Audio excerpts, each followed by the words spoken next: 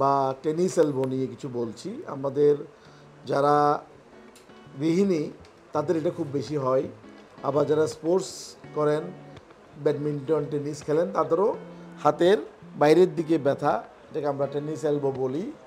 তো tennis elbow prevention করার জন্য অথবা যাদের টেনিস এলবো হয়ে গেছে তাদের ব্যথা কমানোর জন্য একটা ব্যায়াম আমি শিখিয়ে দিচ্ছি।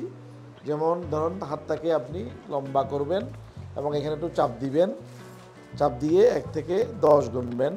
এরপরে হাতটাকে নিচের দিকে দিবেন, চাপ দিয়ে ধরে রাখবেন 1 থেকে, এরপরে 10 সেকেন্ড কাউন্ট করবেন, একটু রেস্ট দিবেন, রেস্ট দিয়ে আবার দিবেন এদিকে 10 সেকেন্ড, আবার এদিকে 10 সেকেন্ড। এভাবে এটা রিপিট করবেন 5 বারের মতো, দিনে 3 বেলা এই ব্যায়ামটা করবেন। দ্বিতীয়ত, আমরা এখানে গরমের সেঁক দিতে পারি, হট কম্প্রেশন, সেটা আমরা হট ব্যাগ দিয়ে দিতে পারি, কাপড় ভিজিয়ে গরম পানি কাপড় দিয়ে দিতে পারি।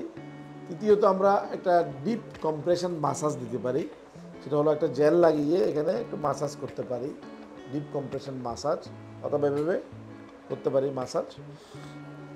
অথবা আমরা একটা এখানে ব্যান্ড লাগাতে পারি, টেনিস এলবো ব্যান্ড বা এলবো ব্যান্ড নামে পরিচিত, যেটা আপনার যখন কাজ করবেন তখন এই ব্যান্ডটা লাগিয়ে দিবেন, অন্য সময় খুলে রাখবেন। কিছু কিছু অ্যাক্টিভিটিস আপনি কম করবেন, যেমন যে কোনো ভারী কিছু আলগানো কম করবেন, তারপরে কাপড় মোচড়ানো, বয়মের ঢাকনা খোলা, এই রিস্টের উপর চাপ পড়ে, এই ধরনের কাজগুলো একটু কম করবেন।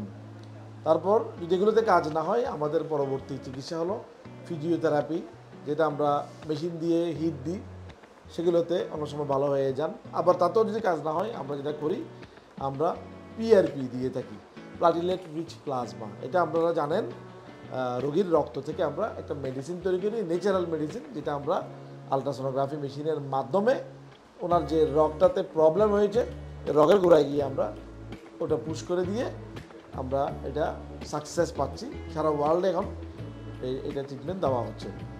তো যাদের ভালো হচ্ছে না, তাদের আমরা আলট্রা করে দেখতে পারি যে কোনো নার্ভের কারণে কোনো সমস্যা হচ্ছে কিনা।